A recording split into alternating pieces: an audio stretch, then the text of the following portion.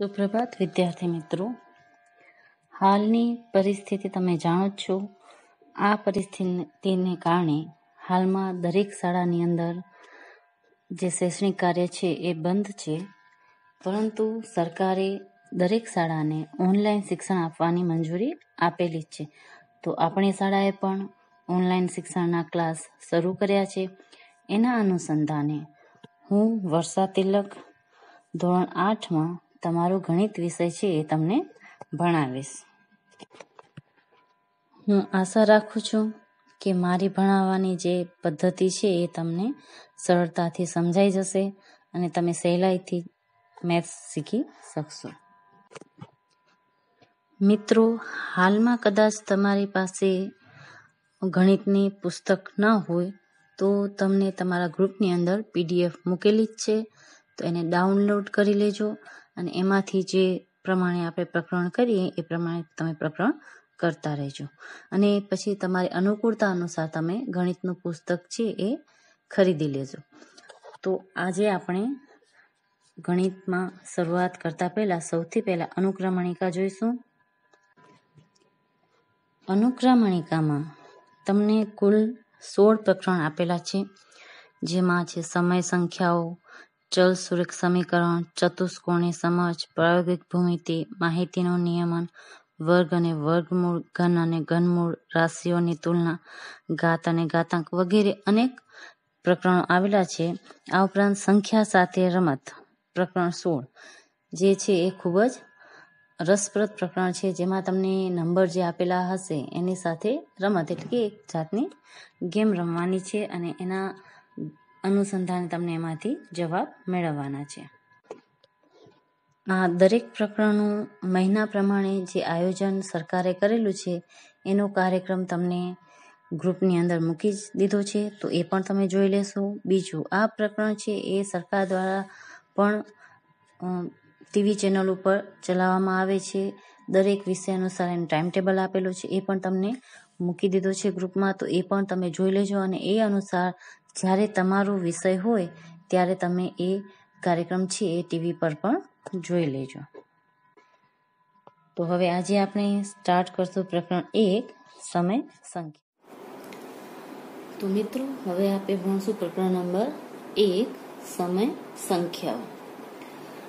સમય સંખ્યાઓ શરૂ કરતા પહેલા આપણે આવી રીતના બ્રેકેટની ઉપર લખવાનું છે પ્રકરણ નંબર 1, એનું પ્રકરણનું નામ અને અહીં સાઈડમાં તારીખ, વાર એ બધું પ્રથમ તમારે લખવાનું છે.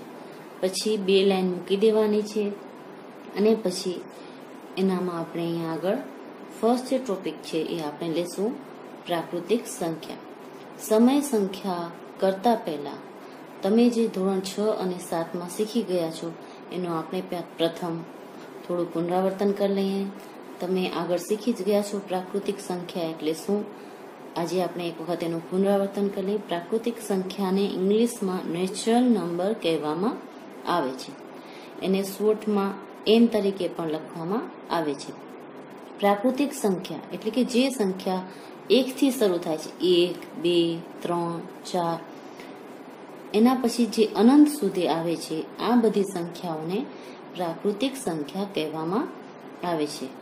સૌથી નાની પ્રાકૃતિક સંખ્યા છે એ 1 છે અને પ્રાકૃતિક સંખ્યાઓ છે અસંખ્ય છે. એ આગળ સતત એનું ચાલતી જ રહે છે, ક્યાંય પણ એનો એન્ડ નથી. તમે ક્યાંય પણ એમ ના કહી શકો કે આ એક છે મોટી પ્રાકૃતિક સંખ્યા છે. હા, તમે નાનામાં નાની પ્રાકૃતિક સંખ્યા કહી શકો કે 1 છે એ નાનામાં નાની પ્રાકૃતિક સંખ્યા છે, પરંતુ મોટામાં મોટી પ્રાકૃતિક સંખ્યા છે એ આપણે કહી શકતા નથી. પ્રાકૃતિક સંખ્યાને ગણતરીની સંખ્યા પણ કહેવામાં આવે છે અને ઘન પૂર્ણાંકો પણ કહેવામાં આવે છે.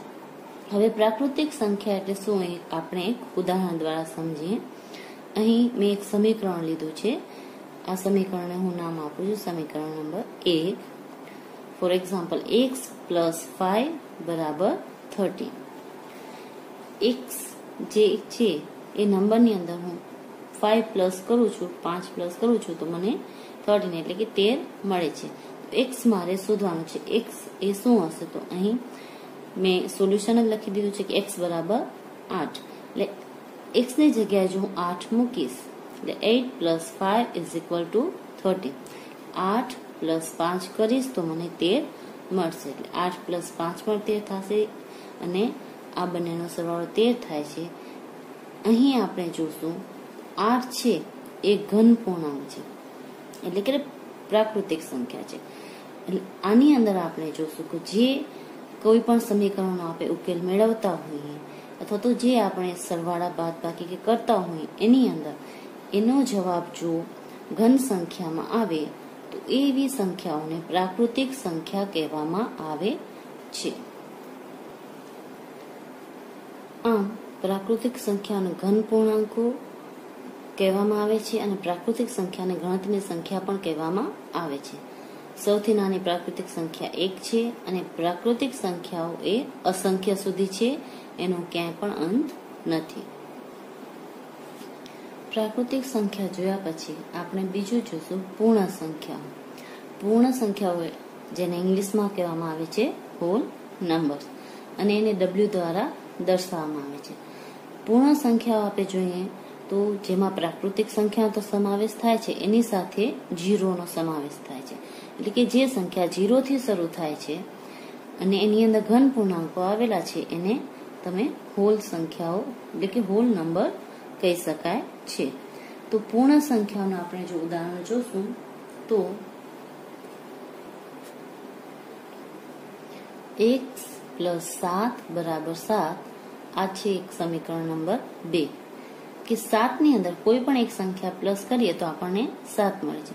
તો એવી સંખ્યા કઈ છે તો ઉદાહરણ તરીકે આપી દીધું કે x બરાબર આપણે 0 મૂકીએ એટલે કે 7 ની અંદર જો આપણે 0 પ્લસ કરીએ તો આપણને 7 મળે. અહીં 0 + 7 પણ 7 થશે અને અહીં એનો ઉકેલ આપેલો છે 7.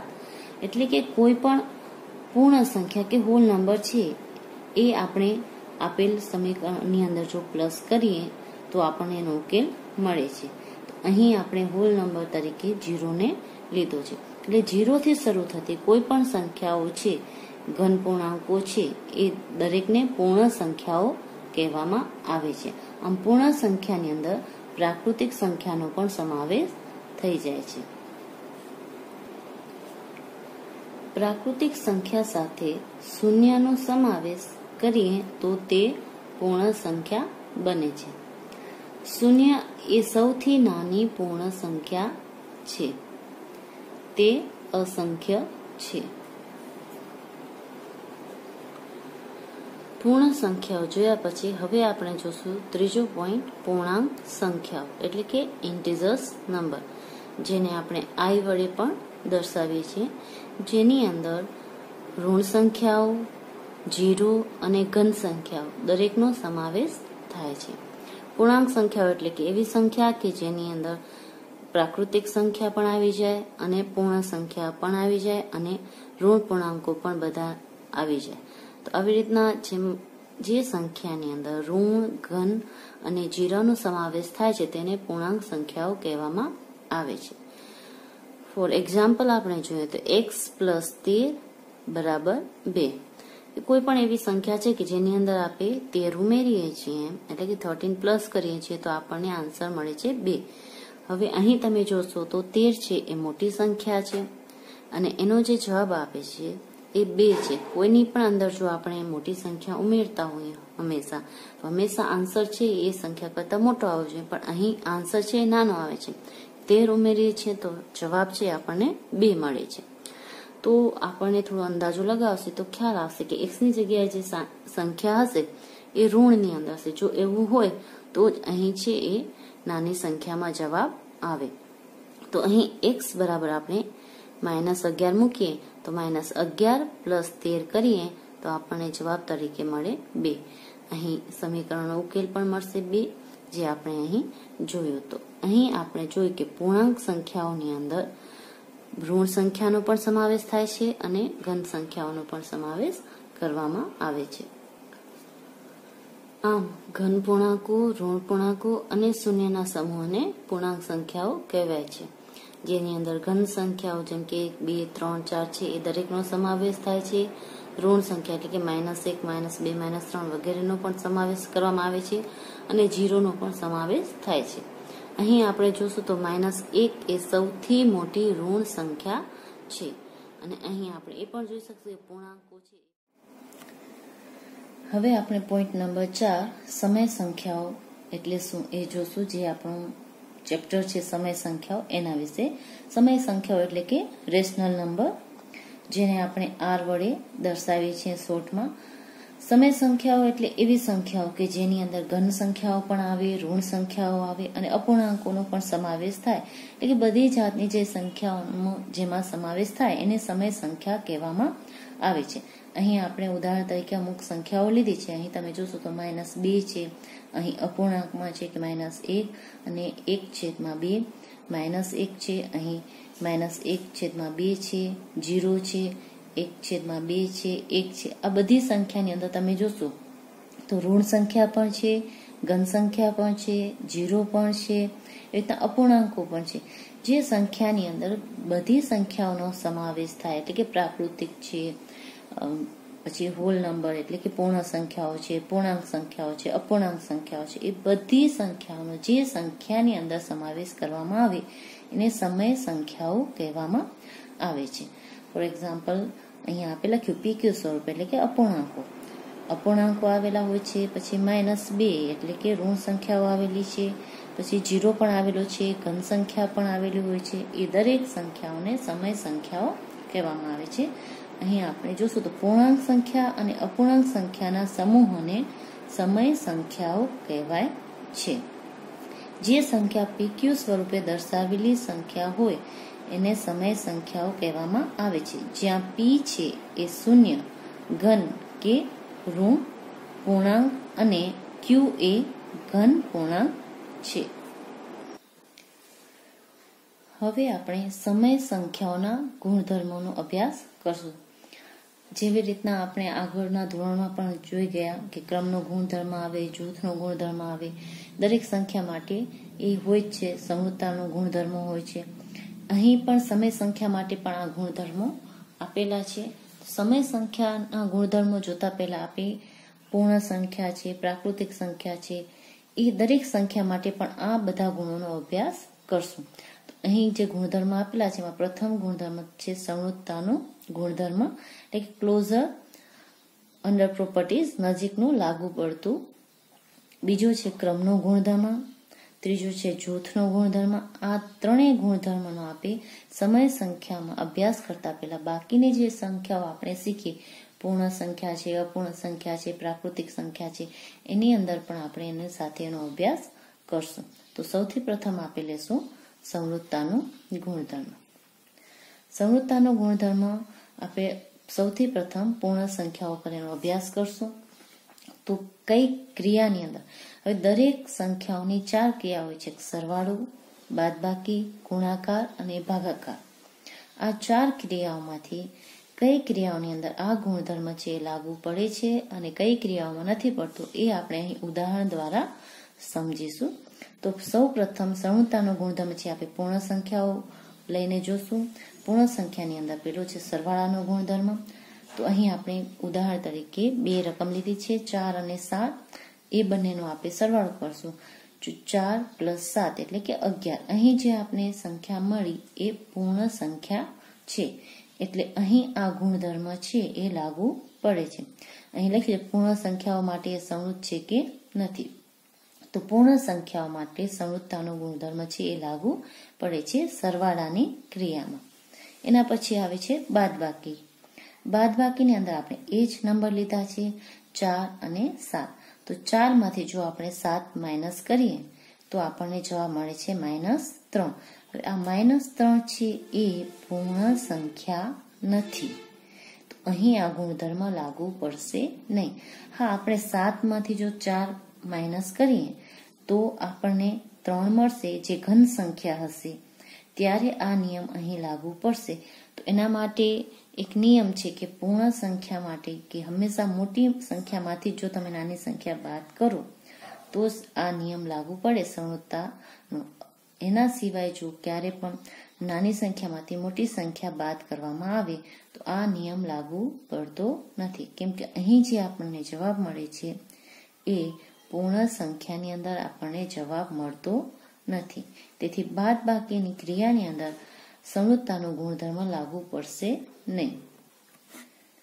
એના પછી આપણે જોશું તો ગુણાકારની ક્રિયા. ગુણાકારની ક્રિયાની અંદર તમે કોઈ પણ બે પૂર્ણ સંખ્યાઓનો ગુણાકાર કરશો તો તમને હંમેશા જવાબ છે એ પૂર્ણ સંખ્યાની અંદર જ મળશે. એટલે અહીં સમૃદ્ધતાનો ગુણધર્મ છે એ લાગુ પડે છે. હવે છેલ્લે છે ભાગાકારની ક્રિયા. ભાગાકારની ક્રિયાની અંદર તમે જોશો કે અહીં આપણે જે ઉદાહરણમાં રકમ લીધી હતી 4 અને 7, તો અહીં 4 ભાગ્યા આપણે 7 કરશું તો આપણને જે જવાબ છે એ અપૂર્ણાંકમાં મળે છે, પૂર્ણ સંખ્યાની અંદર મળતો નથી. એટલે અહીં છે એ સમૃદ્ધતાનો ગુણધર્મ લાગુ પડશે નહીં. ટૂંકમાં તમને એટલું જ સમજવાનું કે પૂર્ણ સંખ્યાની અંદર સમૃદ્ધતાનો ગુણધર્મ ત્યારે જ લાગુ પડે જ્યારે સરવાળો, બાદબાકી, ગુણાકાર કે ભાગાકાર તમે કોઈ પણ ક્રિયા કરો અને જવાબ જો તમને પૂર્ણ સંખ્યામાં મળતો હોય ત્યારે જ એ નિયમ અહીં લાગુ પડે છે. જ્યારે બાદબાકીમાં આપણે જોયું કે અહીં આપણે જવાબ છે એ પૂર્ણાંક સંખ્યામાં મળ્યો છે, પૂર્ણ સંખ્યામાં મળ્યો નથી. અને ભાગાકારની અંદર આ જે જવાબ છે આપણે અપૂર્ણાંક સંખ્યામાં મળ્યો છે, આ પણ જવાબ આપણે પૂર્ણ સંખ્યામાં મળ્યો નથી. એટલે અહીં એ નિયમ લાગુ પડતો નથી. હવે આપણે બીજું પૂર્ણાંક સંખ્યાઓ માટે સમૃદ્ધતાનો નિયમ છે કે નહીં, એટલે કે લાગુ પડે છે કે નહીં એ જોશું. અહીં આપેલી છે ક્રિયા, ઉદાહરણ પૂર્ણ સંખ્યાઓ સમૃદ્ધ છે કે નહીં. તો પૂર્ણ સંખ્યાની અંદર પણ આપણે 4 ક્રિયાઓ જોશું: સરવાળો, બાદબાકી, ગુણાકાર અને ભાગાકાર. અહીં આપણે પૂર્ણાંક સંખ્યાઓ અમુક લીધી છે ઉદાહરણની અંદર. જેમ કે પ્રથમ ઉદાહરણ છે એમાં -6 + 5 એ આપણે ઉદાહરણ તરીકે લીધા છે. તો એની અંદર આપણે જવાબમાં મળે છે -1 જે પૂર્ણાંક સંખ્યા છે. અહીં આપણે ઉદાહરણ તરીકે પણ બંને પૂર્ણાંક સંખ્યા લીધી છે અને જવાબ પણ આપણે પૂર્ણાંક સંખ્યાની અંદર જ મળે છે. એટલે અહીં સમૃદ્ધતાનો નિયમ લાગુ પડે છે.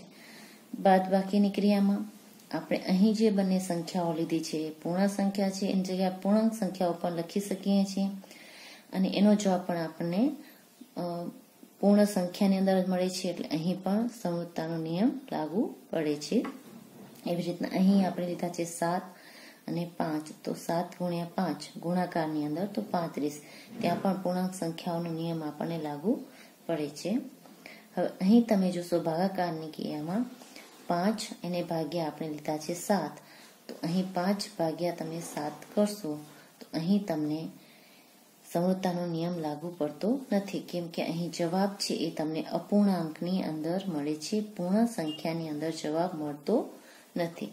અહીં પૂર્ણ સંખ્યાની અંદર જવાબ નથી મળતો એટલા માટે તે અહીં સમૃદ્ધતાનો નિયમ લાગુ પડશે. નથી પૂર્ણ સંખ્યા મળતો, નથી પૂર્ણાંક સંખ્યા મળતો, પરંતુ આ જવાબ છે અપૂર્ણાંક સંખ્યામાં છે એટલે અહીં સમૃદ્ધતાનો નિયમ લાગુ પડશે નહીં.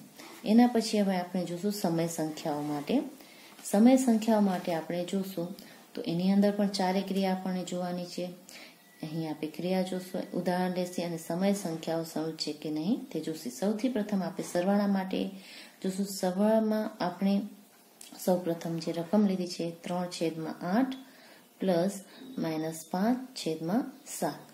આ એક આપણે ઉદાહરણ લીધું છે. આ ઉદાહરણ દ્વારા આપણે સમજશું કે સરવાળાની ક્રિયા માટે સમય સંખ્યાઓ જ્યારે હોય છે ત્યારે જે નિયમ છે એ સમૃદ્ધ છે કે નહીં.